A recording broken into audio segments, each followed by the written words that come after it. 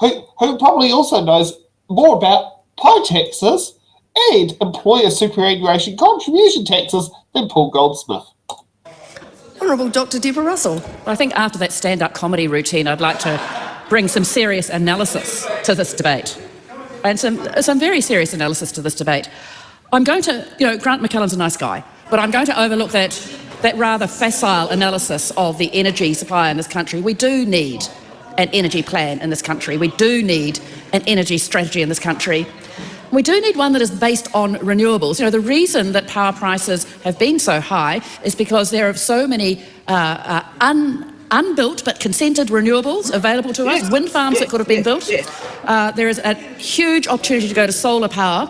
In fact, interestingly, we don't actually need coal for thermal power in this country. We could easily do it with renewables if we went and built them. We can do solar, we can do wind. There is a need still, in some cases, for coal for process power, that's a recognised need.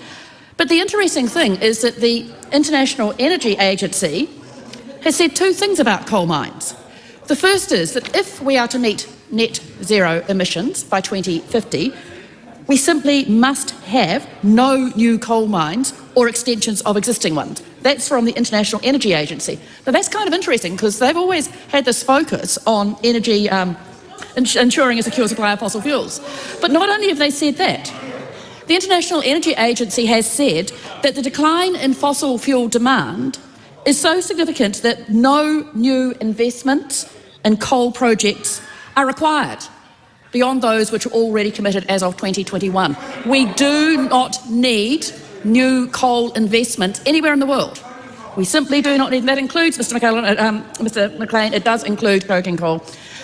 So this is actually a conversation we do need to have in the New Zealand context. Why would we carry on mining coal in New Zealand when there is no need for coal for process energy in New Zealand, when there is, when we do not need to mine it, when there's no need for coal for thermal energy in New Zealand, energy that can be created through renewable means. That's the first serious conversation that we could have in the context of this bill, what we do about our energy supply.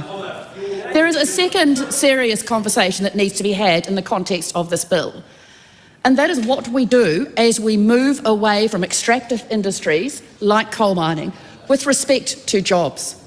Now, people talk in terms of the just transition, but let's catch up what that actually means. It means protections for workers, it means training for workers, it means ensuring that there are good, well-paying jobs that people who currently work in coal mines can transition to, very much preferably in the places where they already live. That's a conversation that I think we need to have in the context of this bill. If we're going to say no new coal mines, no extensions to coal mines, what then of the people who work in those coal mines? And we do need to have that conversation about the just transition. And in fact, this is very much a bottom line for Labour. How do we manage those workers? How do we ensure that their jobs are protected? Not the jobs they are doing currently, but that we find, as I said, good, well-paying jobs that speak to their skills, that speak to their homes, that speak to their sense of identity, that give them a place of standing. That's what we need with a just transition. So the Labour Party is going to vote for this bill, because we want to have that conversation about energy in New Zealand, because we want to ensure that we do make a move towards renewables, because we want to have that conversation about jobs for people who are engaged in those industries. So on those grounds, we are supporting this bill and we'll be proud to cast our votes in favour of it. Yeah, that was a very mature response from Debs.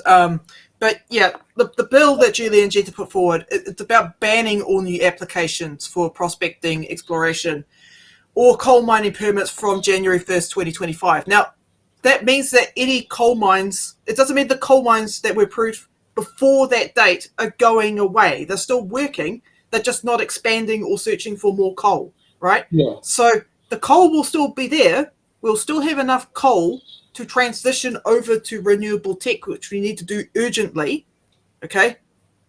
So everyone that's scaremongering going, the coal's going away, no. The coal is still there. It's still going to be used. It's just we're not exploring for new coal because we don't need to. Yeah. Yeah. Okay. But also, I just want to bring up another point too. I looked at the Paris Agreement, and we signed up to that under the John Key government. And I'm just going to quote John Key here. New Zealand wants a deal that puts the world on a pathway towards limiting global temperature rise to no more than 2 degrees Celsius. Every country needs to contribute towards this goal. While New Zealand's emissions are small on a global scale, we are determined to make a strong contribution to the international effort. That's why we have set ourselves a target of reducing greenhouse gas emissions to 30% below 2005 levels by 2030. That's what John Key said. And now this national government's like saying, oh, that's woke. Everyone's getting triggered. Go tell that to John Key. Yeah, exactly. Exactly, yeah. Okay, let's move on to rated as the third best.